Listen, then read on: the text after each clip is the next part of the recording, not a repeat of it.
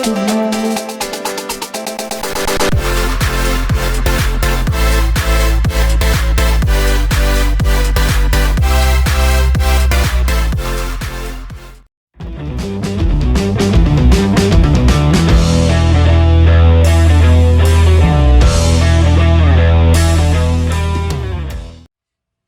back into the second edition of the BJ Brooks Show here in Sardis High School. BJ, another outstanding week of high school football around the state. And I know you wanted to get off to a good start, and you did absolutely just that. I believe you guys ended up finishing winning 60-6 versus D.A.R. In a game coming in, you may have had some question marks on some guys at some positions, but overall, explain, how pleased you were and some of the questions that you had answered Friday night. Yeah, for sure. So, we had a good game, came off to a good start. That was always good when you can start fast. We got an opportunity to play a lot of guys, get a lot of guys reps, put a lot of guys in a lot of different situations. So it's always good to help them guys get those developmental reps, especially when you play a decent amount of upperclassmen. So it's a good chance to let those guys get some extra reps as well. Just as far as stuff getting answered, we still got a lot of stuff we got to get fixed to be where we want to be, to be playing in November, to be being really good and beating really good teams, playing with the A.R and Gunnersvilles and Scottsboroughs and teams like that, then we're going to have to still get a lot better. When you looked out and seen the score getting kind of out of hand like it did, your initial thoughts obviously were, some things are clicking and stuff like this, but then also I know at what point do you start bringing in guys and getting those younger guys reps? Was you kind of battling with that in that first half? Yeah, it's really situational to me. It's the first game. You want to get your guys as many reps as possible, but then again, also too, you try to look out for others. You try, you don't want to be in that situation can be reversed on you. That's true. But then again, you don't want to risk anybody getting injured.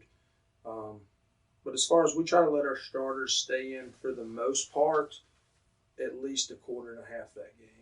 So we were able to start rolling some twos before halftime. But it was a good night. A lot of guys got some good reps. Who were some surprise guys that got in there and really got after it for you? Man, a guy that really just kind of surprised me defensively was Parker Stevens. Evan Wall was a guy going down on kickoff. Jacob Hastings is another guy. Just some guys, that don't get their name in the paper all the time, or they're not the headliners that people speak about. Braden Walker, it's a kid that we moved to left tackle. He's never played offensive line before in his life, but he looks great. He's 215 pounds. He's muscled up, and he's too good of a player not to play somewhere. And so he's really embraced that role. He actually had our highest grade out on our offensive line. So really? Kid that's never played it. Never played it. So that's shout out to Peyton Nance and Coach Pruitt and getting him ready to roll on the offensive line. That's legit. Yeah. Another question I always like to ask, and continuity on the staff, communication, things like that. How were you guys working as a staff behind the scenes? Everybody sees what the team's doing, but was the communication there? Was there the kinks that you had to work on during the game? How was that? Sure. Not having a spring or having a fall jamboree, that was some of our first times on the headset. We try to practice as many things game-oriented as possible at practice, so that's kind of not our first rodeo, but it is our first rodeo. But the communication was good for the most part. We had some issues with film, but we got that fixed and going, and we're going to get that ironed out this week. So it wasn't perfect by any means, but just like anything, you're going to grow and learn as a staff. But I was very pleased with the staff, and they handled themselves, and they all did a great job. Coach, what does your week look like when you in that game? Every team's different. Yeah. Some guys come in on weekends, some guys weekends off. What does your week look like?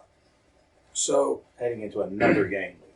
So Saturday, I try to relax as much as possible, and it's kind of easy right now because it's not college football. That's right. I guess there was Saturday. You had Notre Dame and Navy and Jacksonville State. Yeah, so I'm a big family guy, so we love to get together with my family, and we watch a lot of football, but there's also some prepping that has to go in on Saturdays because Sundays we bring our kids in. So they roughly get 24 hours to soak it in, and then we come in. We're going to go over some corrections Sunday from the following week. So we came in and worked on corrections for D.A.R. and gave an intro into New Hope yesterday, and it's over with after that. What have you seen from New Hope on film? Anything that stuck out to you? You know, last year this same team defeated Sardis, but obviously there's a new regime, new sheriff in town. But what did you see from them on film so far? Yeah. And you haven't got much film of them, correct? Because they were off last week. Yeah, so basically they were off last week. They didn't have a fall jamboree, or they had a fall jamboree against Southeastern. One person that immediately sticks to me is number 5 for them. He's their running back. He also plays D-line. He has a great get-off. 65 is another D-lineman that has a pretty good get-off. 76, he's a left tackle for him. He also plays defensive end. He's got some D1 offers. He's a good size kid. 4 and 24, 2 safeties. They both run the alleys well. They play receiver. Number 1's kind of their go-to receiver. I think they're physical. I think they're well coached. That's a unique town up there in New Hope. We've done a lot with them basketball-wise, and Katie Yarbrough's been on our show several times. That's how I got to know that community. So it should be a good game for those fans who's looking to come to that game. Or is that game going to be hosted here? It is here. It's here, home opener. Oh, first year. Yeah. Do you need to tell the fans anything that about game time arrivals, parking, anything like that? We always like to get that information out early in the week before you guys. Yeah. So I know the quarterback club, they have a couple of things, that they kind of plan as far as making this a great environment. I just would say show up and show out and, and support the kids and support the band and the cheerleaders. They've all been working really hard, and it's a special time for them to have a home opener. So we just want it to be all about them, and just come out and support them. A few more questions before we shut this one down, Coach. When you were coming out of that tunnel and about to take the field as a head coach for the first time, what was your thoughts? I mean, what was going through your mind? Man, I was just trying to make sure the guys were prepared. Sure, it's something I've worked for a long time, but it's so much bigger than me. It's not about me. It's about making sure those guys and that staff, they're in the best situation possible to be successful. And I just want to be a good representation of the Lord, of my wife, my family, of our kids, of our school, of our community, of Mr. Wallace, of Mr. Cosby, of everybody. And I just want to do a good job putting the best product possible on the field. And next, Coach, when you get that first victory at the end of that game, it had to feel special for you. And to get it in the fashion you got, that had to feel even more special. But did you have time to enjoy it? Or are you like, I'm not calling you Vince Lombardi, but if you've ever watched Vince Lombardi's special, they talk about they would always have get-togethers in Green Bay after he win.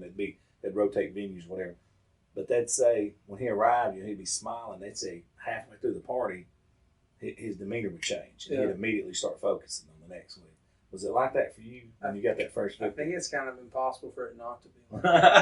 It's awesome. It is. It's awesome to win, but right. But you can't let it linger. You can't just keep having that. And that's what I told the guys as soon as the game was over. Man, I'm proud of them. I'm proud to be their football coach. It's awesome for them, not having just tons of wins in the past to be able to win like that and see see the fruit from their hard works. But you got a team rolling in here that beat you last year. Mm-hmm. That's right. And they're planning on doing it again. I mean, I told them all this morning. They're yelling at them before practice. I said, man, there's a team rolling in here that's ready to open hand slap you in front of your entire stadium. That's right. What are you going to do about it?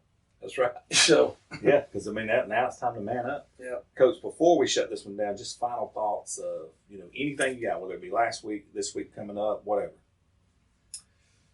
Man, I just hope we go out there and we just have a good week of preparation, and we're just looking forward to seeing a good crowd, a good environment, and that's about it. Coach, the Lions den will be packed, won't it? Oh yeah, it's packed a lot of mornings when I go through there. It's delicious. The biscuits. I try not to eat like that. I try to be semi-healthy, but if you go in there, those biscuits are like this big. They're huge. And you're going to get great service. It's good people. It's just good old country cooking. Yeah. I like to shout out the local places for, any town we go into, a coach's show or anything, I always give them free advertisement because they have always supported Sardis. So, BJ, I appreciate you, man. We'll be back here next week with the next edition of the BJ Brooks Show. Thank you. Have a good one.